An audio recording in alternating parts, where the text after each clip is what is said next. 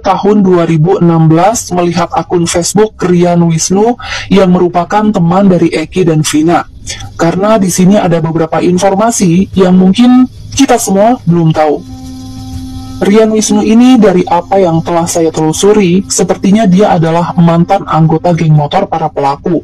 Tapi dia pindah menjadi anggota geng motor yang merupakan geng motornya Eki dan Vina. Sekarang kita lihat ke status FB-nya Rian di tanggal 28 Agustus 2016. Isinya begini.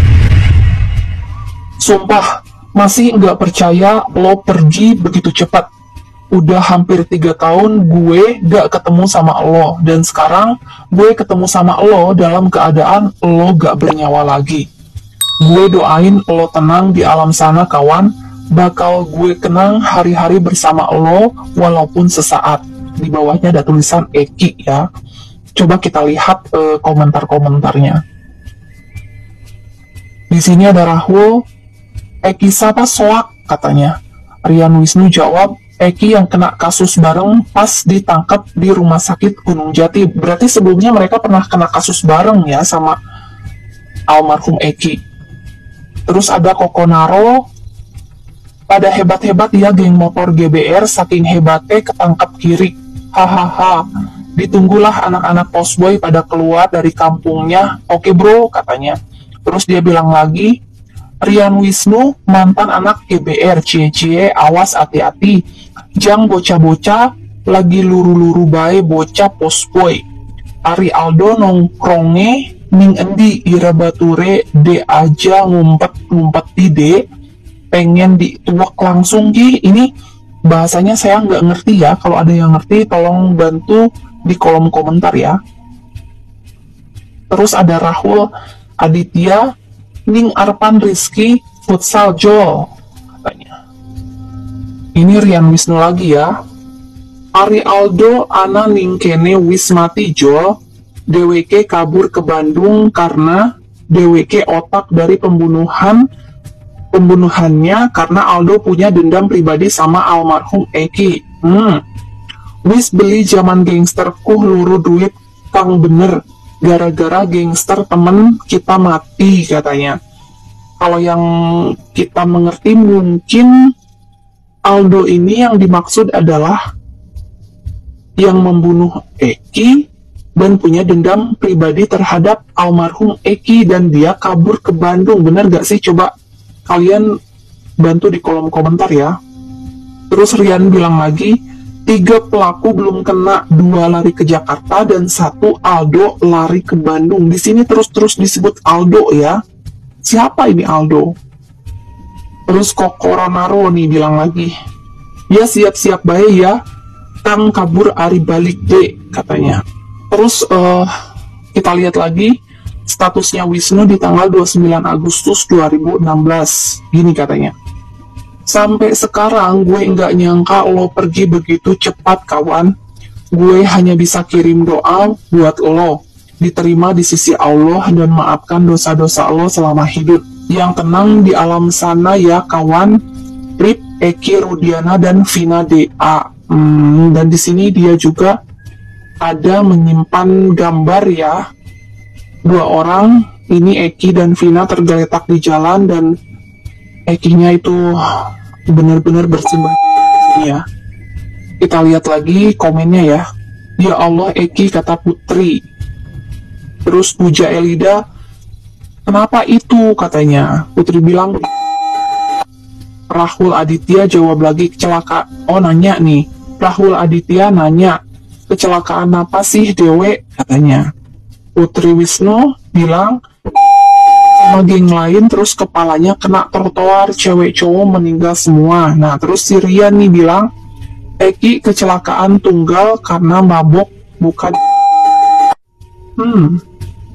Terus Putri bilang lagi berita gak jelas banyak yang bilang ada yang bilang tunggal. Ini mungkin nggak jelas juga ya waktu itu. Terus Rian Wisnu bilang, ini berita masih simpang siur, karena nggak ada saksi yang jelas bukan. Ya nih ya, berarti dia bilang ini bukan di. Terus Rian Wisnu bilang lagi, Rahul, Ira inget enggak Eki yang pernah main bareng di KCB? Sekian DWE, wis meninggal dit, lagi malmin jam 10 kecelakaan di jalan layang Kepompongan arah mau ke Sumber. Kata Putri wis kudu jadi di sini kayaknya masih bingung antara kecelakaan atau memang ada pembunuhan ya. Coba kita lihat lagi. Oh, ada lagi nih. Kata Rian Wisnu, minta doanya aja buat almarhum Eki Rudiana dan ceweknya Vina DA. Semoga diterima amal ibadahnya dan diampuni dosa-dosanya. Amin. Amin ya. Putri bilang amin. Terus Cici, innalillahi wa inna ilaihi roji'un. Semoga amal ibadah mereka diterima Allah Subhanahu wa Ta'ala. Rian bilang lagi, beritanya belum jelas soalnya nggak ada saksi. Katanya nggak ada saksi di sini ya, mungkin di tempat kejadian itu nggak ada saksi. Jadi beritanya tidak ada yang bisa ditanya-tanyai apa yang terjadi saat itu, karena tidak ada yang melihat maksudnya mungkin. Nah, terus kita lihat lagi, tanggal 17 September 2016, ini Rian Wisnu ini bikin lagi status yang isinya, mati juga itu anak, setimpal dengan perbuatan dia bunuh sepasang sejoli Eki dan perkosa Vina. Nah, di sini berarti sudah agak terang benderang ya. Berarti memang kejadian kasus Eki dan Vina itu adalah kasus pembunuhan, bukan kecelakaan ya. Tapi di sini disebutkan mati juga itu anak, setimpal dengan perbuatan dia bunuh sepasang sejoli Eki dan perkosa Vina. Berarti pelakunya itu sudah mati. Matinya ini kenapa? Kecelakaan kah? Dibunuh kah? Atau karena ada dendam kah? Karena yang kita tahu kan dari 8 yang tertangkap ini sekarang ya. Kemarin kita tahu lagi kenyataan baru bahwa ternyata ada 4 DPO. Yaitu Andi, Dani, Peggy, dan satu nama yang tidak pernah kita tahu atau seperti disembunyikan itu Panji. Apa jangan-jangan yang meninggal ini Panji? Apa ini alasan dari 4 DPO berubah menjadi 3 DPO karena 1 DPO telah meninggal? Tapi kenapa sepertinya setelah itu 3 DPO ini seperti tenggelam juga bersama meninggalnya mungkin si 1 orang tersebut? Mungkin ya, selama 8 tahun dan tidak, seolah-olah tidak diusut lagi. Di sini rasanya ada yang janggal. Jangan-jangan ya, ada kasus di atas kasus yang membuat kasus ini terhenti. Jangan-jangan yang selama ini diduga ada keterlibatan para pejabat dari 3 DPO ini salah. Bisa jadi, 1 DPO yang ditangkap atas nama Peggy Setiawan kemarin itu memang benar pelakunya, dan ternyata Peggy ternyata cuma buruh bangunan, bukan seperti yang disangka-sangkakan selama ini, yaitu anak seorang polisi atau pejabat. Nah, ini bikin tanda tanya lagi kan? Jangan-jangan isu-isu anak pejabat dari 3 DPO itu hanya untuk mengalihkan saja, atau untuk justru menutupi kasus yang lebih besar. Berarti 1 orang pelaku yang sudah meninggal ini harus diusut bagaimana cara pelaku ini bisa meninggal. Kalau pelaku ini ternyata dibunuh, siapa yang telah membunuh 1 pelaku tadi? Takutnya ada keterlibatan dan sangkut pautnya dengan kejadian Eki dan Vina. Nah, kalau sampai benar-benar seperti itu, berarti ada kasus lain dong selain kasus Vina dan Eki.